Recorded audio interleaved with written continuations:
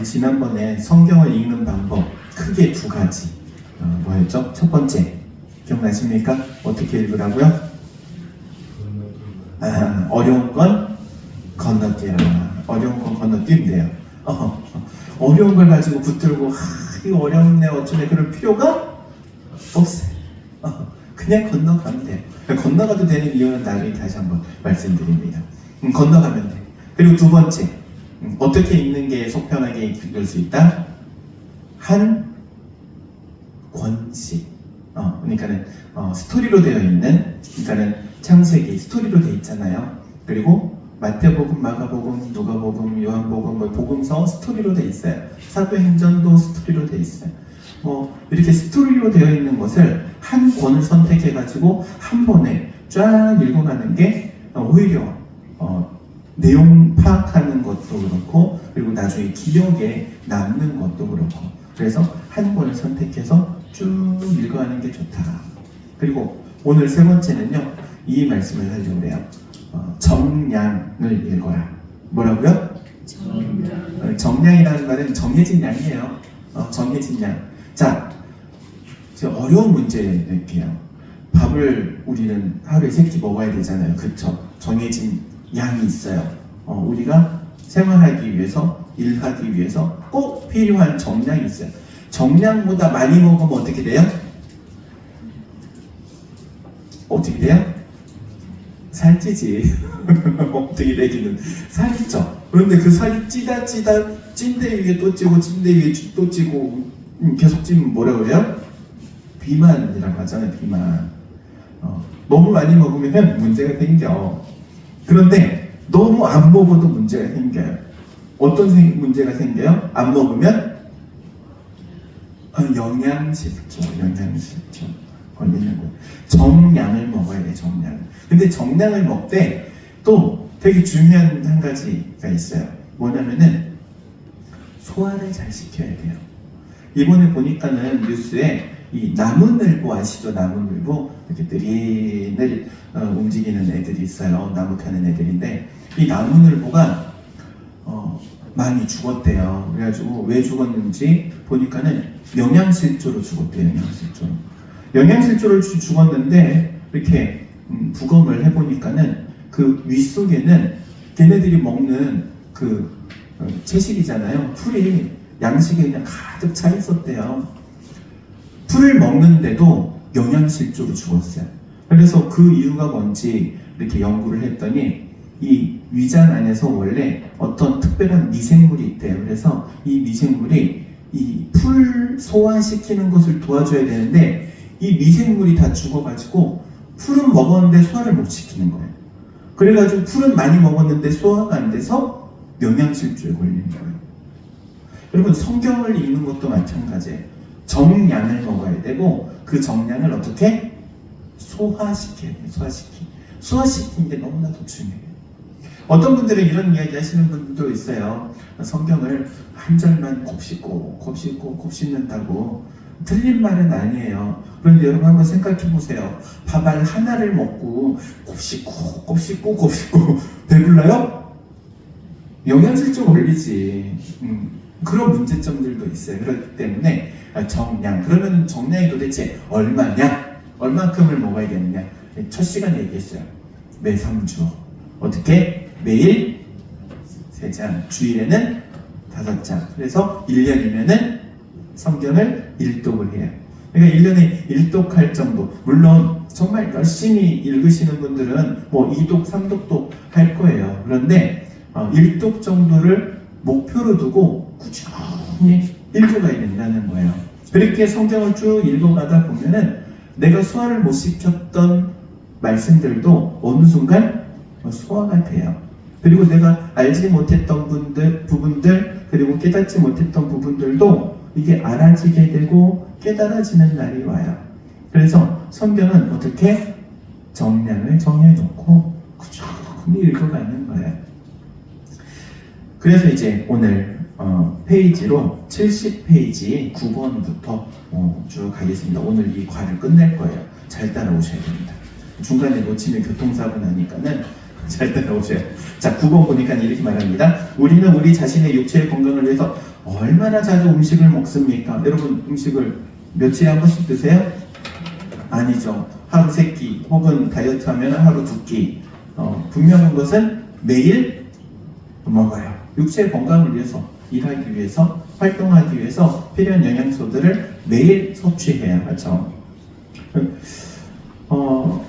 마찬가지로 10번에 보니까 우리 몸을 위해 매일 음식을 먹어야 한다면 그리스도 안에서 태어난 새 생명을 위해서는 얼마나 자주 영의 양식을 먹어야 할까요? 영의 양식을 얼마나 자주 먹어야 돼요?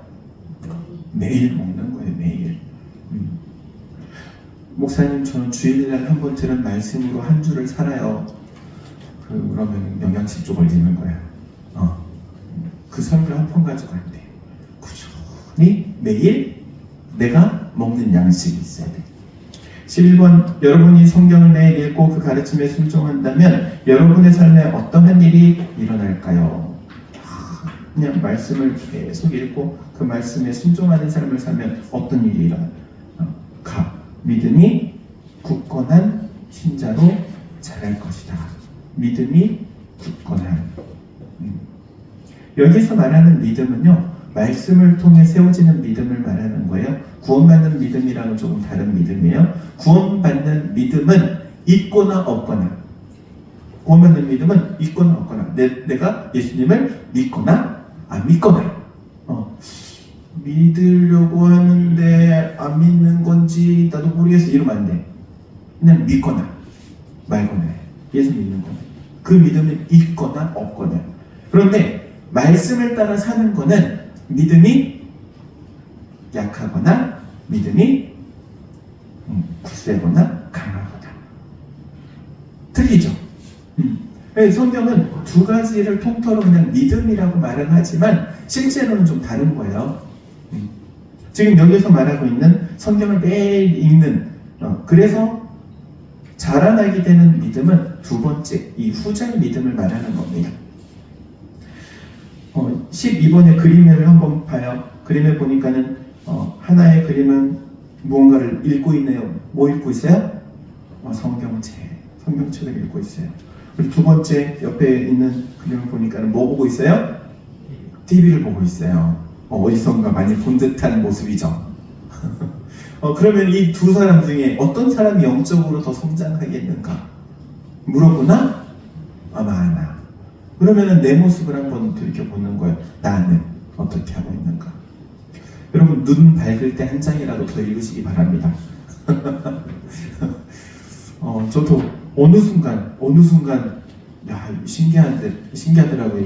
이 세월이라는 게 글자가 안 보이는 거예요. 어느 순간 왜 안 보이지? 그래가지고 이러고 봐. 안경을 맞추면서 이 안경사에게 물어보니까 안경사가 그런 얘기 하시더라고요. 목사님 노안이 오시고 있습니다. 노안이 오고 있대. 그래서 아니 벌써 노안이 와요? 그러니까 보통 40대 중반 넘어가면 노안 옵니다. 그러더라고요. 눈 밝을 때 읽으세요. 눈 밝을 때. 요즘 세상이 좋아져가지고 나 도대체 눈 아파서 못 보겠다 그러면은 청독도 괜찮아요. 근데 청독은 뭐냐면 듣는 거예요. 여러분 스마트폰 있잖아요. 스마트폰에 성경 읽어주는 앱들이 있어요. 그래서 그냥 읽어주는 걸 그냥 듣는 거예요. 그것도 좋아요. 계속 듣는 거예요.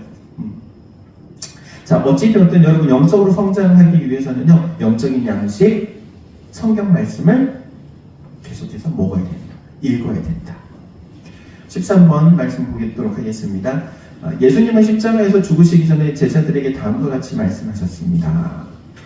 보혜사 곧 아버지께서 내 이름으로 보내실 성령 그가 너희에게 모든 것을 가르치고 내가 너희에게 말한 모든 것을 생각나게 하리라. 요한복음 14장 28절 말씀. 아멘. 그럼 이 말씀에 따르면 우리에게 성경을 잘 가르쳐 주실 수 있는 분이 누구예요? 성령님. 성령께서 어떻게 하신다고요? 생각나게 하시고 그 다음에 가르쳐 주시니까는 깨달아지는 거예요. 그러니까 성령께서 우리의 말씀을 그냥 읽어가는 걸로는 부족하기 때문에 그 읽어가면서 깨달을 수 있도록 성령께서 이 조명이라고 해요. 빛을 비춰주시는 거예요. 여러분 어두운 길을 갈 때 그렇잖아요. 앞에 여러분 지난주에 이렇게 저녁에 이렇게 동네 한바퀴를 도는데 뱀이 한 마리가 이렇게 이러고 가더라고요. 그래가지고 깜짝 놀라가지고 근데 요 후레쉬를 안 켰으면은 몰랐을 거예요. 밟고 지나갔을 거야 앞에서. 뱀 조심하세요. 어쨌든 이 빛을 비춰야 앞에가 보이는 것처럼 앞에 있어도 안 보이잖아요. 깜깜하면. 그런데 성령께서 빛을 비춰주시는 거예요. 성경을 볼 때 알도록, 깨닫도록. 그렇기 때문에요. 성경을 읽을 때는 항상 뭐를 해야 되냐면은 기도하는 거예요. 어떻게 기도할까요? 제가 말씀을 볼 때 깨달아지게 해주세요. 말씀을 통해서 기도의 제목도 생각나게 하세요. 말씀을 읽을 때 알려주세요. 성령님의 도우심을 구하는 거예요. 그러고 나서 성경을 읽을 때 성령께서 주시는 생각들이 있어요. 깨닫게 하시는 깨달음도 있고요. 자, 그래서 항상 성경을 읽을 때는 성령님의 도움을 구해야 합니다. 그게 14번이에요. 그러므로 성경을 읽기 전에 하늘 아버지께 반드시 구해야 할 것은 성령으로 충만하여 성령님이 하나님의 말씀을 직접 여러분에게 가르쳐 주실 것을 간구하는 것입니다. 또 성경의 한 단락을 읽은 다음에는 성령님이 여러분에게 가르쳐 주고 싶어 하는 것이 무엇인지 찾아보아야 합니다. 그래요. 성경을 읽을 때 그래서 가장 먼저 해야 하는 것, 기도로 성령님의 도움을 구하는 거예요. 알려주세요. 깨닫게 해주세요. 그러면 보이지 않던 것들이 보이게 되고요. 몰랐던 부분들을 알게 되고 깨닫게 되는 역사가 일어나는 거예요. 구약 성경에 보면은 가장 많이 성경을 읽다가 덮는 부분이 어떤 부분이에요? 족보, 낳고 죽고 누가 누굴 낳고 죽고 있잖아요. 그거 읽으면서 야, 내가 우리 집 족보도 모르는데 이 집안 족보를 지금 보고 있네? 이러고 있으면서 보다가 와, 시험해야 된다. 족보보다 시험해야 된다 그러죠. 근데 어느 순간 족보를 보다가 깨닫는 바가 있어요. 제가 족보를 보면서 깨닫는 거는요, 처음 깨닫는 건 이거예요. 야, 인생은 결국에 별거 없구나. 다 죽는구나. 사는 놈이 하나도 없더라고. 살아있는 사람이 하나도 없어. 다 죽었어. 야, 잘났던 못났던 권력을 쥐었던 뭘 했든 다 죽었어요. 제일 오래 살았던 사람 무두셀라 969년을 살았는데 결국 그도 죽었어요. 다 죽는구나. 인생은 다 죽는구나. 그래서 야, 죽음을 준비해야겠구나. 어느 순간 그런 마음이 들더라고요. 족보를 보면서 읽으면서 죽고 낳고 하는데 야, 이런 것들을 하나님께서 깨닫게 하시는 거예요. 사람마다 다 다를 수 있어요. 분명한 것은 성령께서 말씀을 보는 가운데 깨닫게 하시는 거예요. 15번 말씀 보도록 합니다. 15번 문항에 우리와 같이 아래와 같이 스스로 질문해 봄으로써 성령님이 말씀을 통해 여러분에게 교훈하시기를 원하시는 것이 무엇인가를 찾아낼 수 있습니다. 내가 방금 읽은 그 구절들 중에 어느 말씀이 가장 잘 이해가 되며 특별히 내 마음에 가장 와 닿는 것은 무엇인가? 여러분, 이 말씀을 읽으면서 내 마음에 가장 와 닿는 부분들이 있어요. 아니, 뭐 안 와닿을 수도 있어요. 안 와닿으면 그냥 맹숭맹숭하고 넘어갈 수도 있어요. 그런데 가슴에 와 닿는 말씀이 있을 수도 있어요. 그럼 그렇게 가슴에 와닿는 말씀이 있을 때는 어떻게 해야 될까? 어떻게 해야 돼요? 밑줄을 긋는다. 이 정답 먼저 말해놓고 설명할게요. 밑줄을 쭉 그어놓고 혹은 메모해도 좋아요. 별표해도 좋아요. 여러분 시험 공부할 때 옛날 어렸을 때 한번 기억을 떠올려 보세요. 선생님들이 막 강의를 하다가 밑줄 짝 별표 3개 이런 거 있죠. 왜 그래요? 중요하니까. 성경을 말씀을 쭉 읽어가다가 내 마음에 확 와닿는 부분이 있는데 왜 그러냐? 중요하니까. 나한테 중요하니까. 하나님께서 나에게 중요하니까는 그 부분에 밑줄 쫙 긋도록 하시는 거예요. 그리고 별표 2개, 3개 혹은 그 가운데 깨달아지는 점들이 있다면 간단하게 메모를 해도 좋고요. 그래서 성경을 읽을 때는 메모지를 하나 준비해 놓고 보는 것도 좋아요. 포스트잇 같은 거를 간단하게 딱 적어가지고 딱 붙여놓으면은 나중에 보잖아요. 내가 이런 깨달음도 있었네. 스스로 놀라요. 스스로 성경을 보면서. 자, 어쨌든 밑줄을 긋는데요. 한번 넘어갑니다. 16번입니다. 그 다음 페이지 72페이지에 예를 들어 보겠습니다. 여러분이 요한복음을 매일 읽기로 작정하고 오늘 1장 10절에서 12절을 읽는다고 가정해 보겠습니다. 요한복음 1장 10절에서 12절 말씀이에요. 먼저 이 말씀을 주의 깊게 읽어보십시오. 제가 읽어보도록 하겠습니다. 여러분 눈으로 따라서 읽으시기 바랍니다. 그가 세상에 계셨으며 세상은 그로 말미암아 지은 바 되었으니 세상이 그를 알지 못하였고 자기 땅에 오매 자기 백성이 영접하지 아니하였으나 영접하는 자 곧 그 이름을 믿는 자들에게는 하나님의 자녀가 되는 권세를 주셨으니. 아멘. 이 말씀 중에 여러분이 반드시 잘 이해하고 있어야 하는 몇 개의 단어들이 있어요. 이 단어들이 내용이 우리가 제1과에서 배운 중요한 단어들이었죠. 뭐였어요? 영접하는 자, 곧 그 이름을 믿는 자들에게는 하나님의 자녀가 되는 뭐를 주셨다? 권세를 주셨다. 이 요한복음 1장 12절 말씀은 보통 많이들 암송하는 말씀이기도 하죠. 원래 우리가 스스로에게 질문했던 질문 다음과 같죠. 내가 방금 읽었던 구절 가운데 가장 이해가 잘 되고 특별히 내 마음에 와닿는 부분에 밑줄을 긋는 밑줄. 그래서 영접하는 자, 곧 그 이름을 믿는 자들에게는 누구의 자녀? 하나님의 자녀. 이 영접, 누구를 영접하는 거예요? 예수님. 예수 그리스도를 영접, 마음에 모시면 곧 그 이름을 믿는 자. 예수님을 믿는다는 말은 결국에 영접한다는 말 동일한 의미를 가지고 있죠. 그래서 영접하는 자, 곧 그 이름을 믿는 자들에게는 누구의 자녀? 하나님의 자녀가 되는 권세를 주셨으니. 우리에게 그런 권세를 주시는 거예요. 무엇으로? 믿음으로.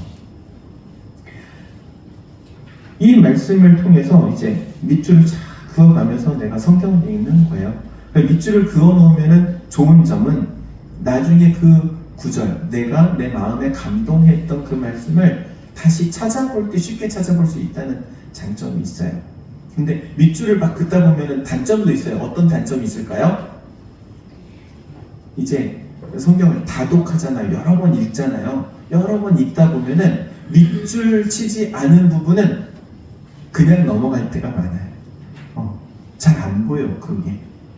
예를 들어볼게요. 성경에 보면은요, 이스라엘이라는 나라를 한번 떠올려 보세요. 이스라엘이라는 나라의 기후가 어떤 기후예요? 여러분 딱 떠올리면 덥잖아요. 우리나라와 같은 사계절이 아니잖아요. 우리는 봄, 여름, 가을, 겨울 사계절이 뚜렷하잖아요. 근데 이 이스라엘이라는 나라는 그렇지 않아요. 더워요. 상당히 덥고, 그 대신에 이제 일교차가 심하죠. 해가 지면은 또 추워요. 근데 춥다고 해도 연평균 기온이 6도에서 10도 정도예요. 6도에서 10도면은 우리 기온으로는 이제 가을 정도예요. 늦가을쯤, 가을 한참 지나가면 늦가을 정도의 기온이에요. 이스라엘에서 가장 추울 때. 근데 성경을 읽으면서 여러분 이스라엘에 눈이 왔대요. 읽어본 적 있으세요? 성경 여러 번 읽으신 분들 이거 잘 몰라요. 왜 그러냐면 중요하지는 않아.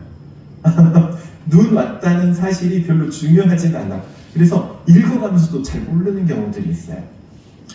다윗의 장수들에 대한 소개를 할 때 이제 다윗의 장수들 중에 브나야라는 장수가 있었어요. 그런데 이 브나야라는 장수의 업적이 뭐가 있냐면은 눈 오는 날 구덩이에 들어가서 사자를 잡아요. 사자를 잡은 용사다 이렇게 소개를 하는데 눈 오는 날. 근데 그게 그 말씀이 뭐 한 10독 한 분들도 잘 몰라요. 왜 잘 모르냐면 그냥 넘어가기 때문에.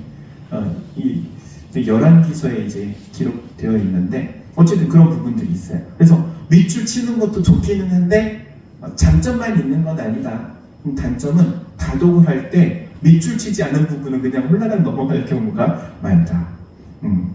어쨌든 그렇습니다. 그래서 여러분이 이제 성경을 쭉 읽어가면서 밑줄을 쳐놓고 혹은 메모를 해놓는 게 상당히 도움이 된다는 거. 그리고 성경책에다가 어떤 분들은 불경하게 거기다가 볼펜 자국을 남길 수 없습니다 그러는데 그렇지 않아요. 불경하지 않아요.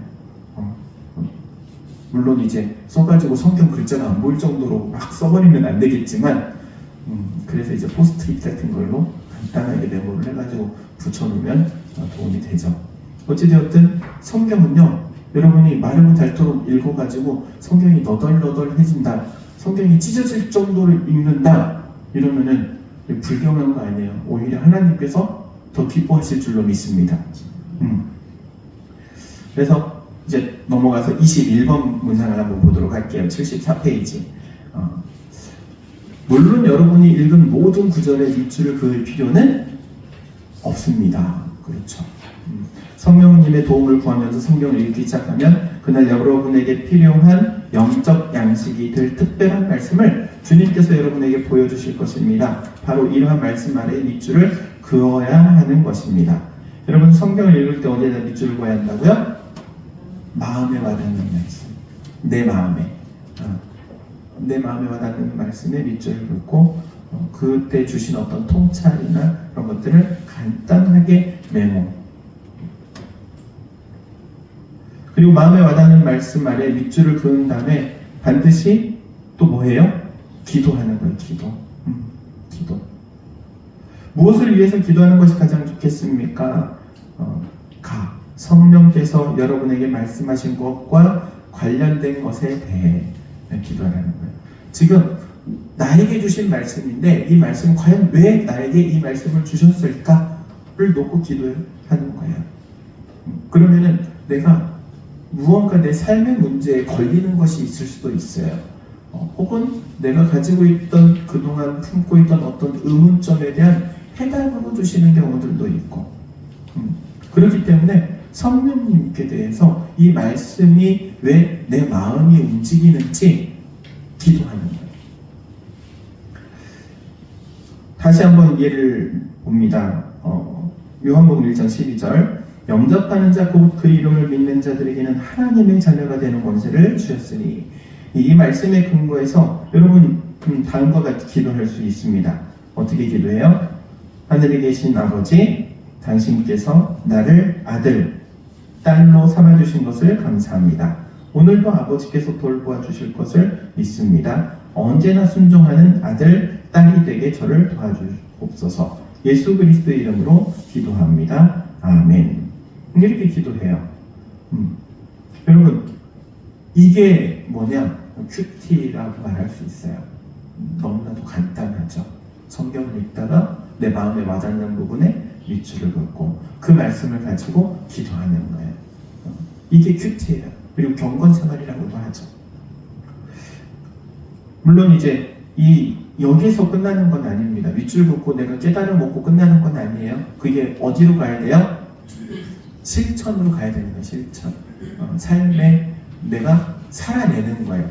하나님의 말씀은요, 살아낼 때 놀라운 위력이 나타나는 거예요. 하나님의 말씀을 내게 주신 그 은혜를 가지고 세상에서 살아갈 때 그리고 이겨낼 때 그게 하나님께서 주시는 축복의 열매를 맺게 하는 동력원이 되는 거예요. 여러분의 삶에 그러한 열매를 많이 맺기를 주의 이름으로 축원드립니다. 그래서 성경은 읽기로 시작을 해서 뭘로 끝나느냐? 실천으로 끝나는 거예요. 하나님께서 원하시는 거, 그게 우리에게 원하시는. 그래서 처음 우리가 첫 시간에 이 말씀 드렸잖아요. 성경 말씀은 우리의 신앙생활에 있어서 뭐가 된다? 동력원이 된다. 동력원이 된다. 그래서 그 동력원이 되어서 우리가 그 말씀을 통해 말씀을 이루어가는 삶을 살아가는 거예요. 24번에 보니까는 성경 구절을 읽고 밑줄을 그었다는 것만으로 충분하지 않습니다. 이에 대해 성경은 다음과 같이 말씀합니다. 너희는 말씀을 행하는 자가 되고 듣기만 하여 자신을 속이는 자가 되지 말라. 야고보서 1장 22절 말씀. 성경을 읽은 다음에 막 받는 말씀에 밑줄을 긋고 그 다음 해야 할 일이 뭐예요? 행함으로 적용하는 거예요. 적용해보는 거예요. 살아내보는 거예요. 삶으로 사는 거예요. 삶으로 살 때 하나님의 은혜가 임하는 거예요. 하나님께서 능력을 누구에게 주시느냐? 하나님의 말씀을 붙들고 살려고 몸부림치는 그 사람에게 하나님께서 능력을 주시는 거예요. 이런 방법으로 25번 이런 방법으로 하나님은 우리를 매일 인도하실 것입니다. 이에 대해 성경은 다음과 같이 말씀합니다. 주의 말씀은 내 발의 등이요 내 길의 빛이니이다. 어두운 밤 홀로 걸어가는 그 길 가운데 주님께서 빛을 비춰주시는 거예요. 말씀의 빛을 비춰주시는 거예요. 그래서 여러분 이 말씀의 빛이 비춰지는 곳을 향하여 나아갈 수 있는 여러분의 신앙생활이 되기를 주의 이름으로 축원드립니다. 기도하도록 하겠습니다. 사랑과 은혜가 충만하신 하나님 은혜를 감사드립니다. 하나님께서 주시는 말씀이 우리의 삶에 적용하고 실천하는 데까지 나아갈 수 있도록 인도하여 주옵소서. 하나님의 말씀을 통하여서 우리의 삶에 놀라운 하나님의 축복이 임하기를 원하오니 주님께서 걸음걸음치니 붙들어 주시고 인도하여 주시어서 우리의 삶을 통하여 하나님의 말씀을 이루어갈 수 있도록 역사하여 주옵소서. 예수님의 이름으로 기도하옵나이다. 아멘.